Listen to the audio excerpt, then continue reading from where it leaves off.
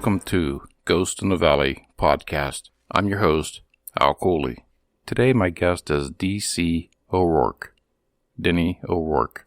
He's a podcast host for the Hauntingly Yours, a podcast for the paranormal. And he's also a tour guide for the Extreme Ghosts of Williamsburg, Virginia. Denny will take you on a walking tour to the most haunted locations in colonial Williamsburg. And during the 2-hour tour, Denny even demonstrates some ghost haunting equipment. He's also a poet, a writer, a paranormal investigator, a man with many hats.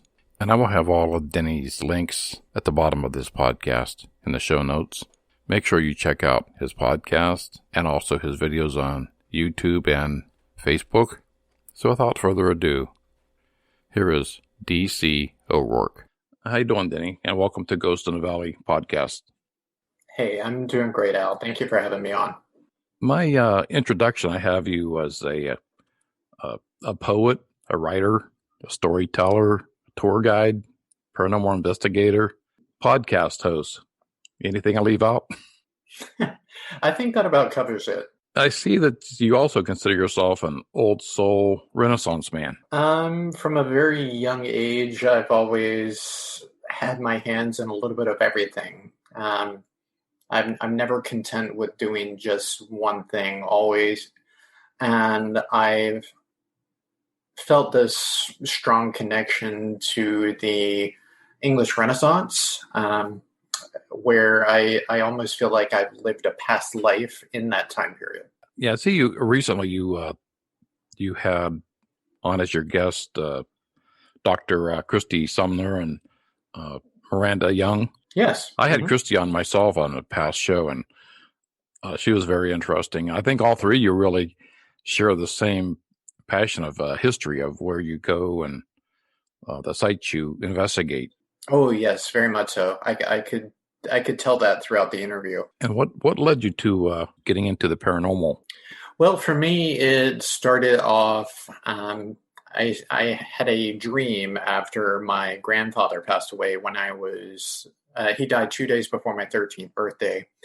And 2 days after my family buried him, I woke up in a white room and in this dream, and I felt like it was more than a dream, though, if that makes sense at all.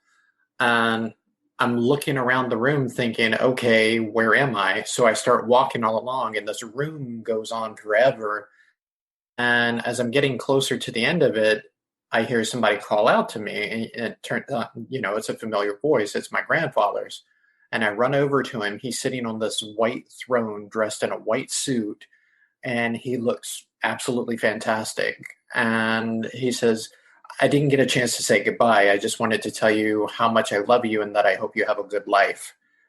And I woke up in absolute tears, and I knew that, even at 13 years old, there was something more to that.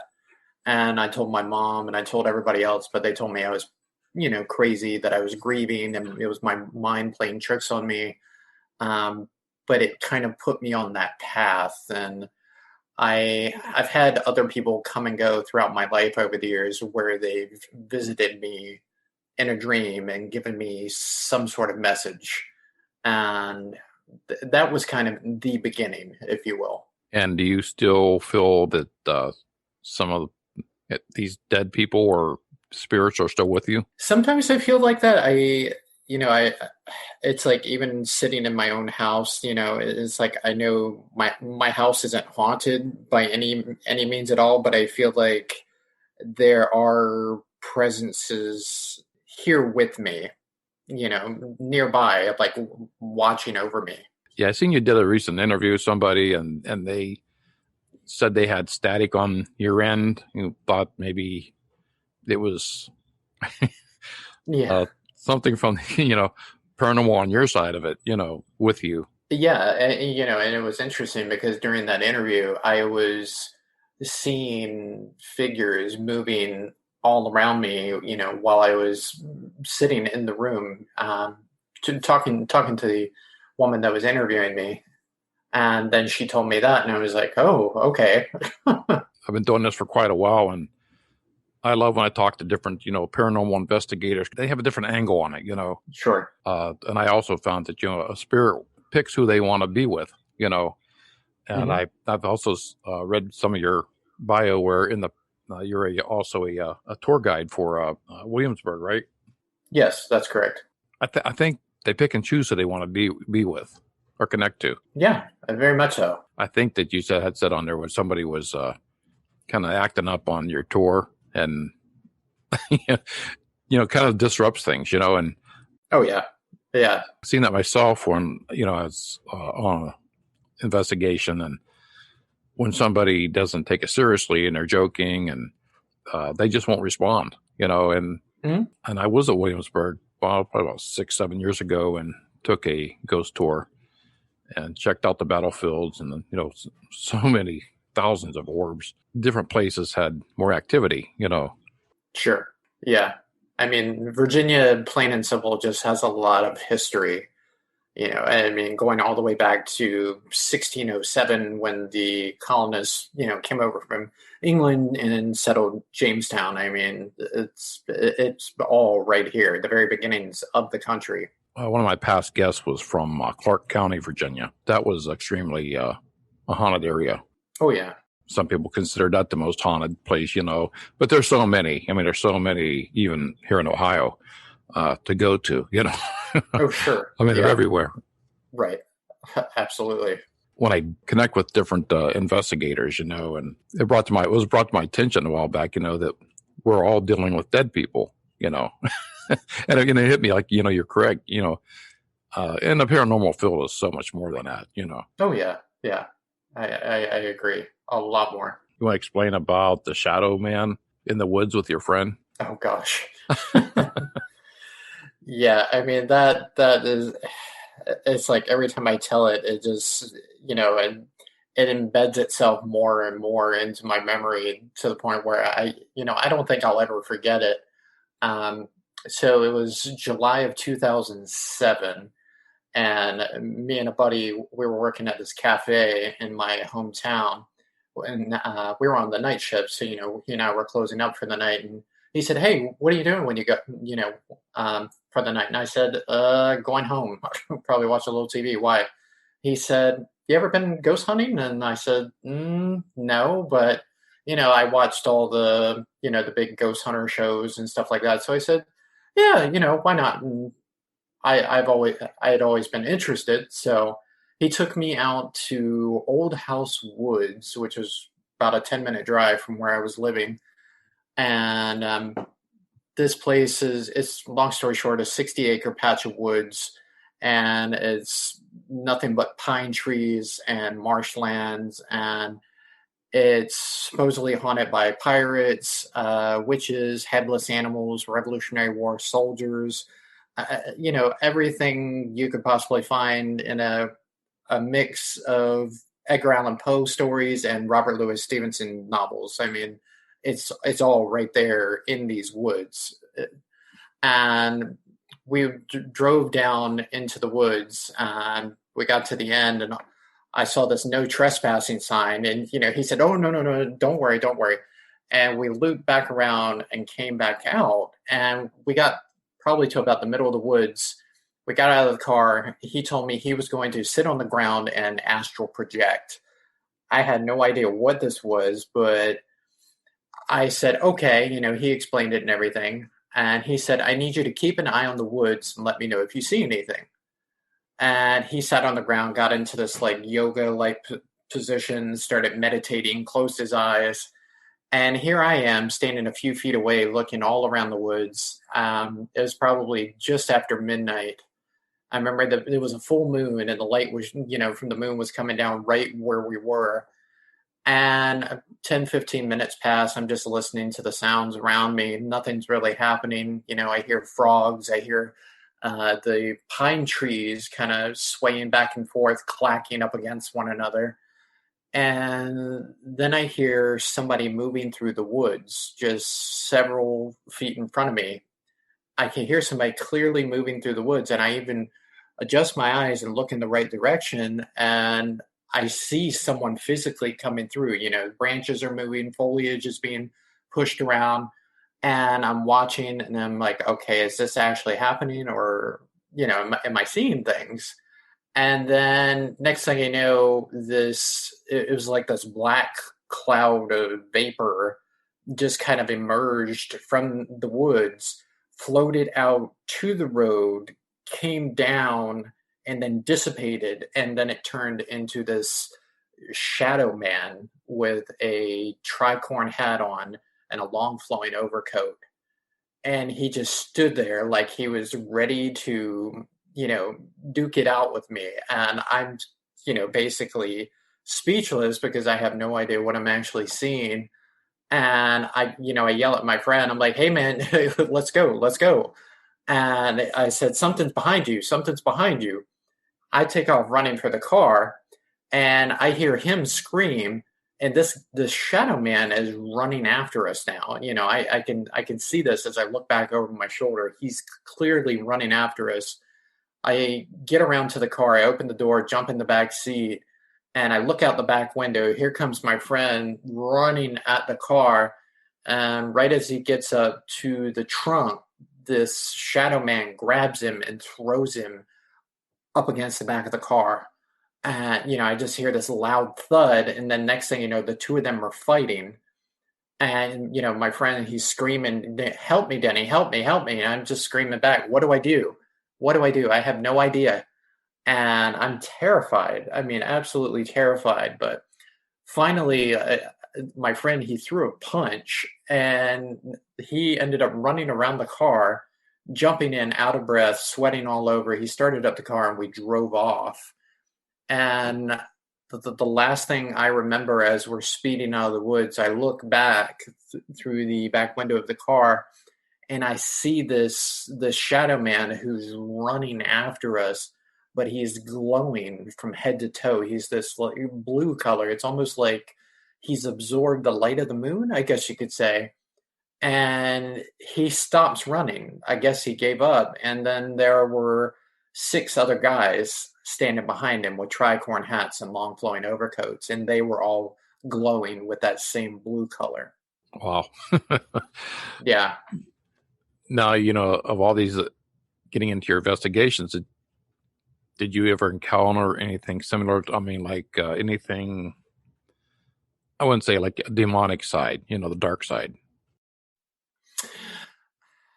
I can't say I have, honestly. I mean, I've never really had anything, I can't say demonic. No, I really can't, and I've had some people tell me that what I encountered was probably a demon in that case, and which could have very well been, but why take the form of a pirate? Right. That's my question. But the area is very saturated with, pirate history, just colonial history in general. So it's a certain possibility, but I won't pretend to have all the answers. During these investigations, like what kind of equipment do you use? Let's see. I've got divining rods or dowsing rods. I've got laser grid. I've got a REM pod. Got a night vision camera. Spirit box. K2 meters. Digital voice recorder. I've got like a couple of toys because I encounter spirit children sometime, and I feel like those are good trigger items. If that makes any sense, like Christy had mentioned she uses a lot of trigger items with her investigations to try to lure out the spirits.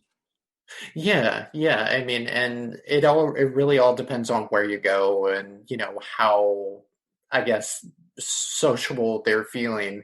But like the Peyton Randolph house, which is one of the houses I stop at when I do tours in Williamsburg, I have communicated with a bunch of the spirits that live there, and they have told me that there are at least 13 spirits of children in that house alone. Yeah, I've been there. That's very active. Yeah, that's a good one.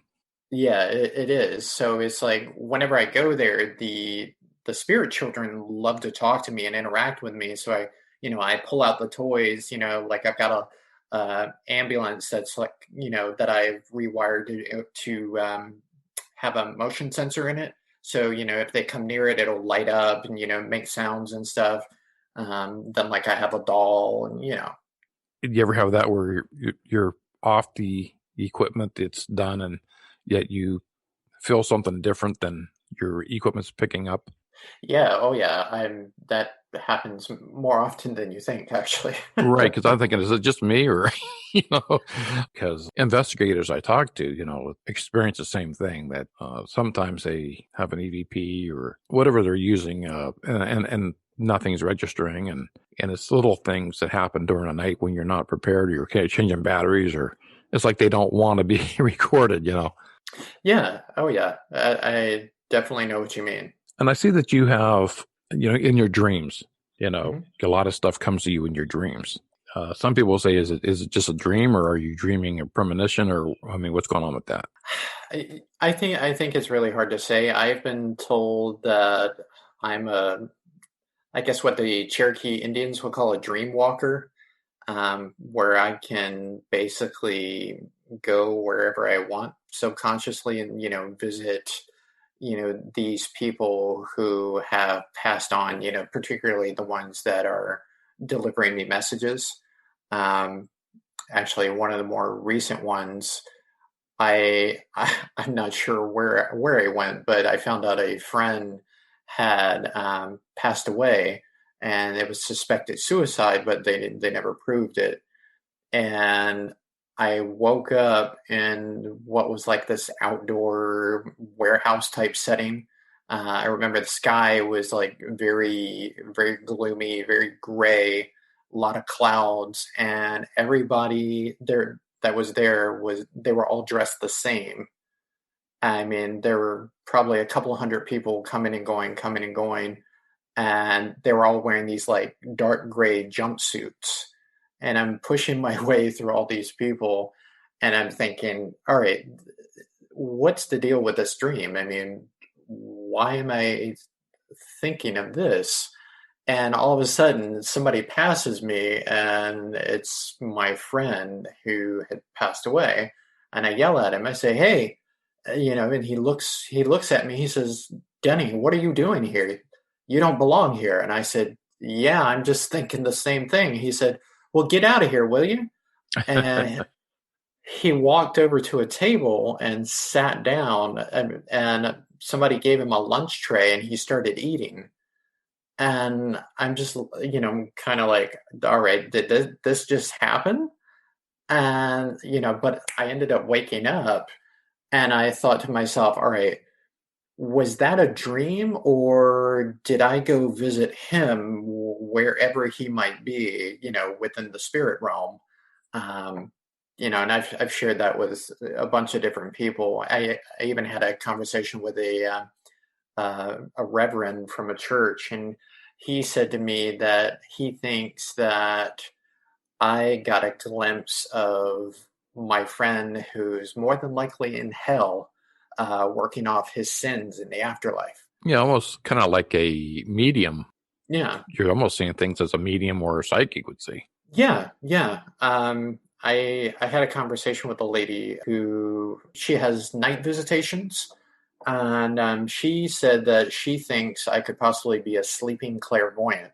That, believe it or not, that is such a thing. I said, "Who knew?" Yeah, you mentioned something, saying like a dreamwalker, and a lot of the areas extremely active, like your area, with so many deaths at the, during the Civil War. Do you think that related to that?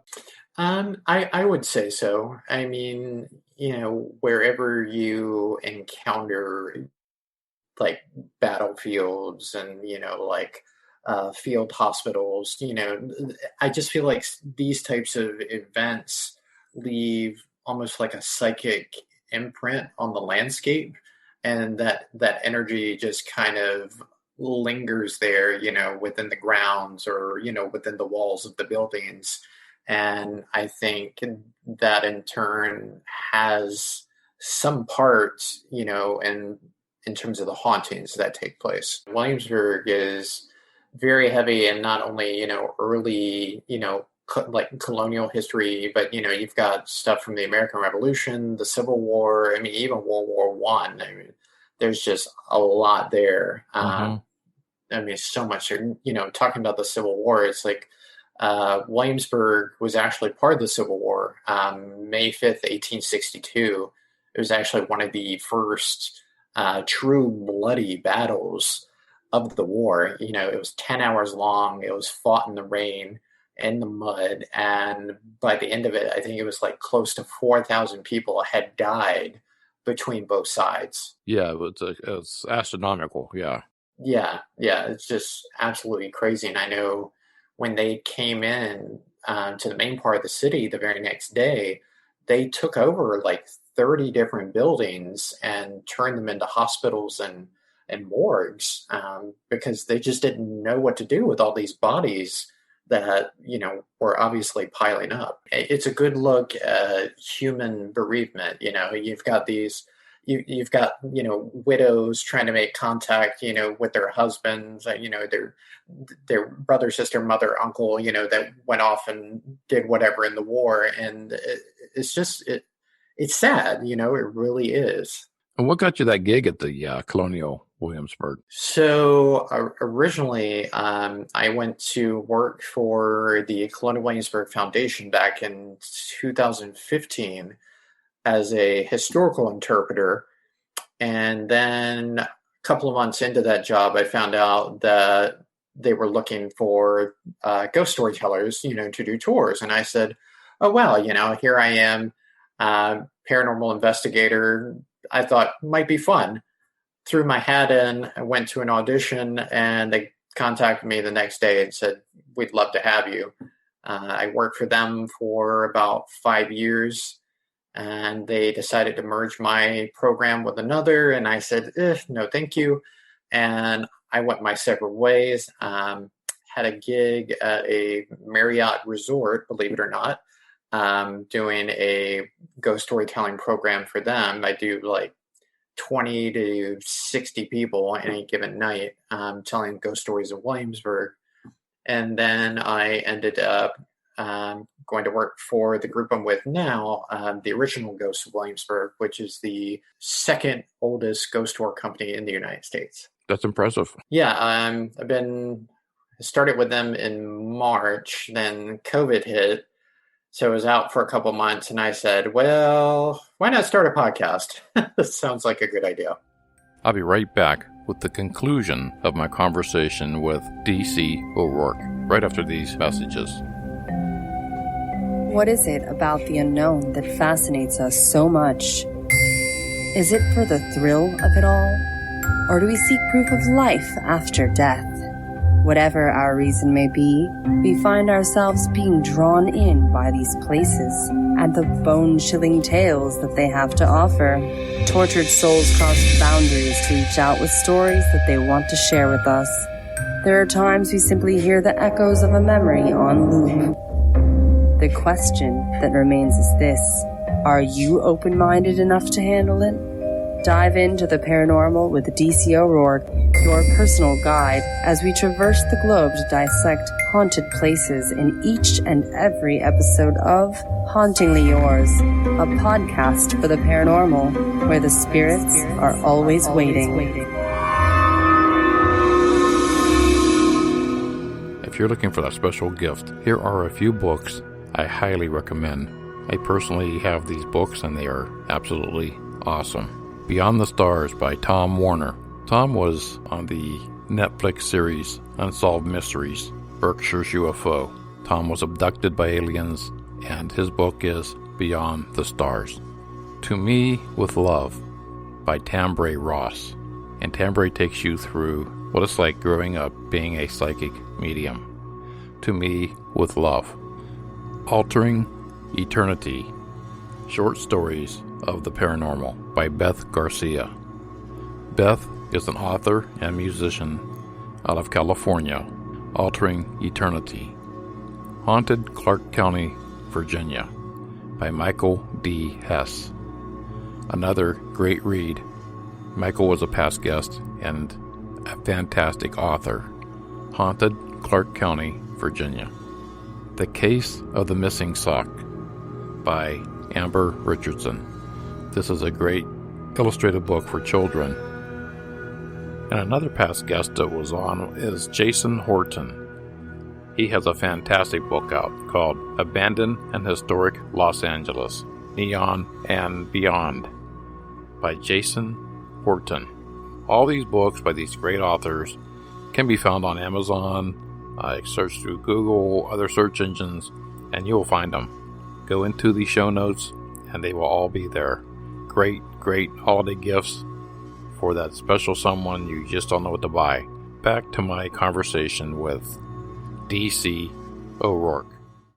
I like the way you venture out to other parts of the country and history before you go. Oh, sure. Yeah. When I started the podcast, I wanted to do something different, not just stay within the United States, but I wanted to be able to pull locations from all across the world and, give people the history and the folklore and, these true tales that people have, passed along over the years. So when you go to the location, Are you just on a history side of it? Are you looking for a spirit? Or both? Oh, both. Absolutely. Because I'm a firm believer that without history, you don't have ghosts. It's just that simple. A couple of years ago, a friend of mine passed away. I'm a musician, and he was a co-writer with me. He would commit a suicide by hanging, and a lot of people didn't believe it was suicide. But his mother called me and says, "I need you to come over here. I'm going to show you some stuff." So I went over to the house. There was so much activity there, and they had some psychics brought in and basically said it was not a suicide. So there was a lot of evidence there that he was still there. He didn't hang himself there at her house. He hung himself at his father's house. And when she was there, she's saying he clinged to her and went to her house. That's where his activity is, at her house. So I hear that a lot also. They can cling to you and, take them different places where you go. Yeah, I've had several people in my life, actually, as a matter of fact, one of the women that I work with, she's about to marry this guy, and his mother passed away not too long ago, and he's living in her house, and she felt like something's there, so she's been digging around. She's, tried to capture EVPs and stuff like that. And now she's under the impression that mom is still there. And, she's wondering if mom's going to follow along. And I said, well, if you're okay with it, why not invite her? If she's not doing you guys any harm, she obviously wants to stay behind for a reason. Right. And you think that you could do closure, like moving the spirit on? Yeah. I'm actually kind of new to that. I've been learning what exactly I can do. Like, for example, I work in a nursing home during the day, and I've come to realize that there are a lot of spirits there who are stuck for whatever reason, and I'm trying to open the door, and help them move on if they feel so inclined. Mm-hmm. Everybody has their own view on it. Oh, sure. But I believe you can move the spirit on. It's always just curious, because people have different views on that. Yeah, I feel like a spirit should be given the opportunity to move on. They shouldn't be forced to linger here if they don't want to. They should be given the option just as they would if they were living and breathing right in front of you.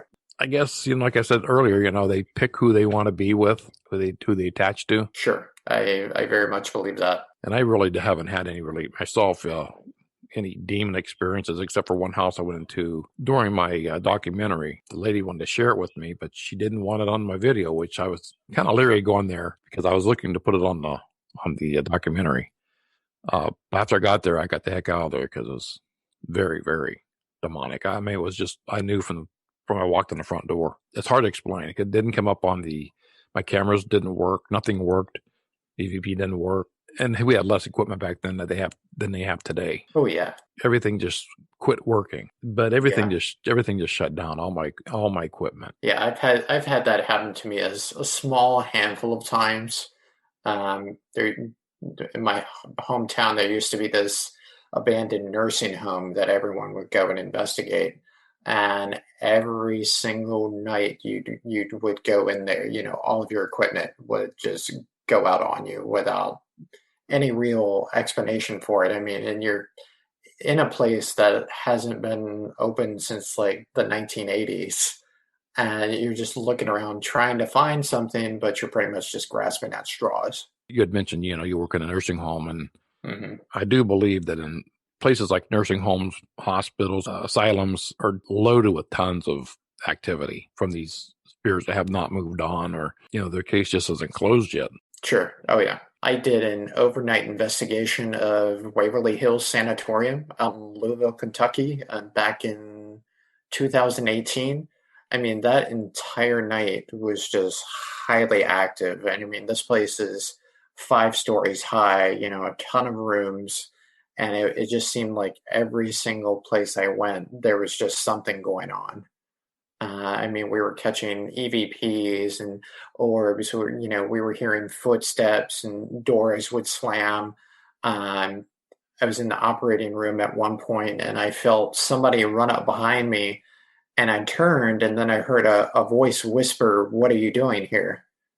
And I said, "Whoa," because I just got this chill right down my spine. And I went and snapped a photo really quick. And when I went back and looked at it the next day, there was a guy standing there with his back to me wearing a white lab coat, and it just totally blew me out of the water. I was talking to the security guard that worked at the hospital, and he was telling me the same thing, that he won't even go up on the 4th floor. That was for the mental patients. A lot of the people up there died. And he said that was very, very active, and they'll be on the elevators riding up and down, just laughing and giggling and carrying on. He says, I hear that all night long. It's every night, every day, 7 days a week. I can only imagine. Yeah. And there's a place in Pennsylvania called Hillview Manor. If you ever get a chance to check that one out. Okay. Yeah. Uh-huh. Out back behind the Hillview Manor is where a lot of the cemetery was. So the people that died there were buried back there. And what they did, they brought in and they built a golf course back there and over top a lot of these graves. Yeah. You hear a lot of activity in that hospital. I believe a lot of it's from there. Yeah, I'd say that's a safe bet. Absolutely. As a matter of fact, I went to a paranormal convention back in September at a historic church up in Northern Virginia, and that church, the cemetery, was pretty much all around the property. They came in like the 1980s and just kind of mowed over everything, knocked down all the headstones, and they just started putting up buildings around the church. And now, this church, which has pretty much fallen into disrepair, but the guy who owns it, Steve, he's slowly, trying to restore it to its former glory. But they've come to realize that the place is super active, just super active. And I investigated it after the convention was over. We had like 4 teams, and I got some really interesting activity. I mean, within the first 10 minutes, I turned on my spirit box, and it was like they all just flocked to me inside the church, and they were calling me out by name. Oh, really? Yeah, which blew me away because I hadn't introduced myself. Here are all these spirits, crystal clear EVPs, coming through. Denny. Hi, Denny. Hey, Denny. And I said, whoa, hold on. Hey, guys, calm down. One at a time. They said, no, can't. Wait. Denny, help. I'm just like, wow, okay, so we know each other, and they said yes. And I'm like, where have we met before? And they said outside. And I'm thinking, okay, outside this place or outside, the property itself. but everyone kind of wanted to interject and ask their own questions because I all of a sudden became the center of attention. Oh, you're the one they want to connect to. Yeah. And they just wanted to keep talking to me. They didn't want to answer anybody else's questions. It was very, very neat. It was a great experience. So of all the places you've investigated, what's probably your favorite? Oh, that's a tough question, huh? That is a tough question. I would say Waverly Hills Sanatorium. All the activity. Yeah, but more importantly, it's such a historic location. I mean, it's just rich in history, and I could just get lost in it, for days. I really should have become a historian. Right. I mean, people tell me that all the time. It's like, Denny, why aren't you a historian? Why aren't you a history teacher? And I'm just like, it's too much work. I like reading and absorbing information and then just passing it on to others.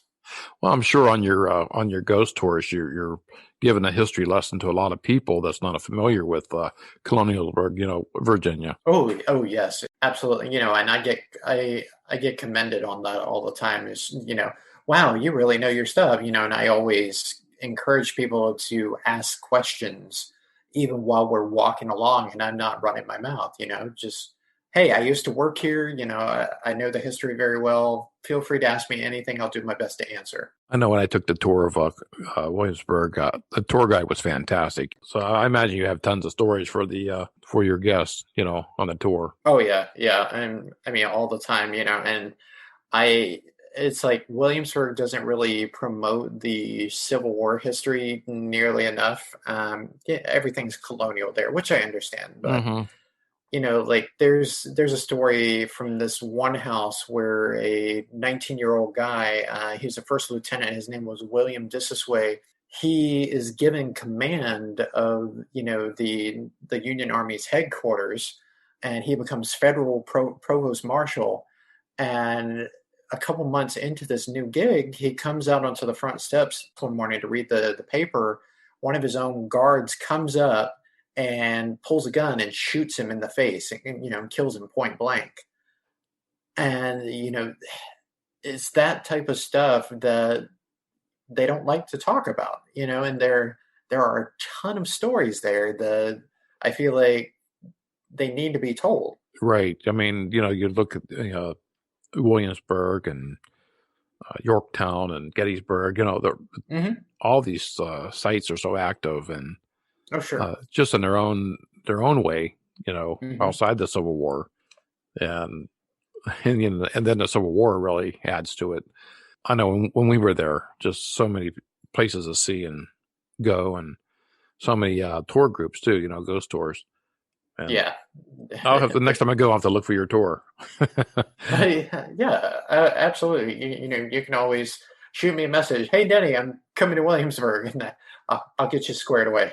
I see on here you were an actor. Is that for the tour or outside of that? Oh, that was outside of that. And I still do some stuff. I just don't do nearly as much as I used to because storytelling has become such a big part of my life now. For a long time though, I was in movies and TV shows, commercials, industrials. I was doing, theater, a lot of theater work as well. Pretty active resume. Yeah. Oh, yeah. 100%. I mean, it was a pretty easy transition, especially doing, what I do specifically, because it's basically just taking, what I do on the streets and doing it on a microphone. Yeah. And I love your podcast name, Hauntingly Yours, a podcast for the paranormal. Yeah. So quick story behind that. When I was growing up, there was a series of ghost books, mainly folklore, by a gentleman named L.B. Taylor. He wrote The Ghosts of Tidewater, The Ghosts of Williamsburg, The Ghosts of Fredericksburg, The Ghosts of Maryland. I mean, I think he had he has 24 books, in the series. And it was a bit of a staple for me growing up, in terms of local ghost stories of the area.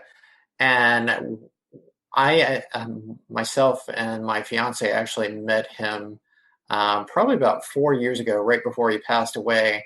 And he signed, he autographed our copy of the Ghosts of Tidewater, and he signed it, "Hauntingly Yours, L.B. Taylor." Oh, cool. Yeah, and I thought to myself, wow, if I ever do anything with ghost storytelling, I need to use that. And it's always stuck with me. I subscribe to your podcast, and it's on I have listened to a couple so far, so I like the one with the Bardstown. Oh, okay. Yeah. The Talbot Tavern. Oh, yeah. I like that one. Yeah. And then I've listened to a little bit of the Disney. I have to finish that one up. Yeah, that Disneyland was such an interesting one to dive into, because there's just so much history and urban legends there, and it was just really neat for me to sit there and fish through it all and try to figure out what I wanted to share and what I didn't want to share. But I had no idea, so many people have died at Disneyland, and I went, well, it explains why it's haunted. I could have easily took a 1 hour podcast episode and probably turned it into a 2 hour episode if I felt so inclined. I appreciate you being on today and sharing your stories and time with me. What's in the future for you? In the future, well, season 2 of Hauntingly Yours will be coming at all my listeners very, very soon.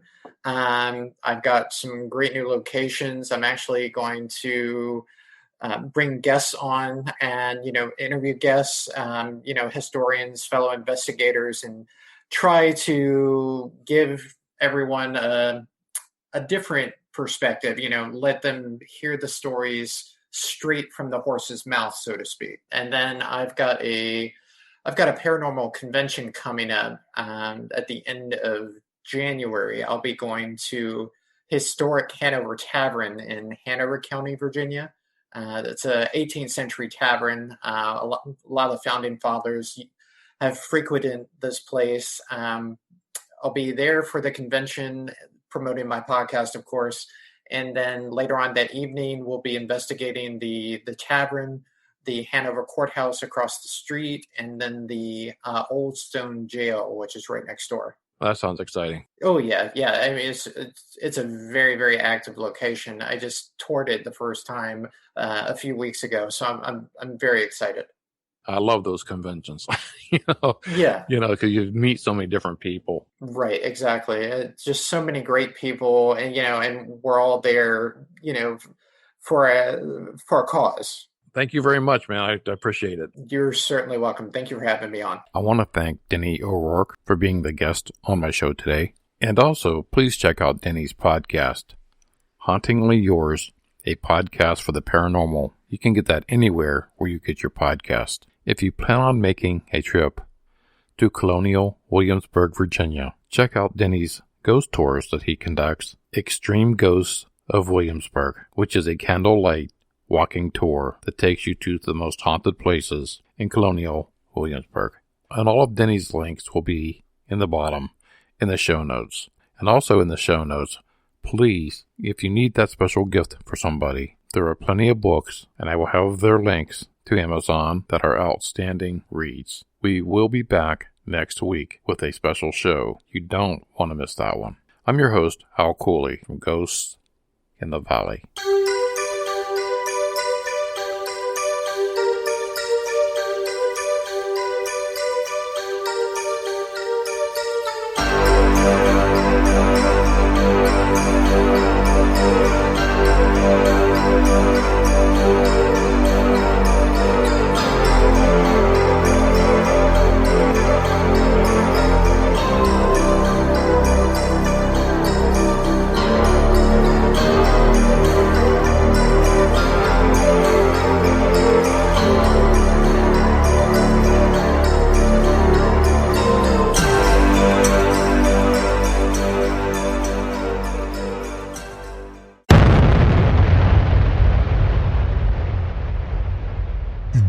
Podcast Network.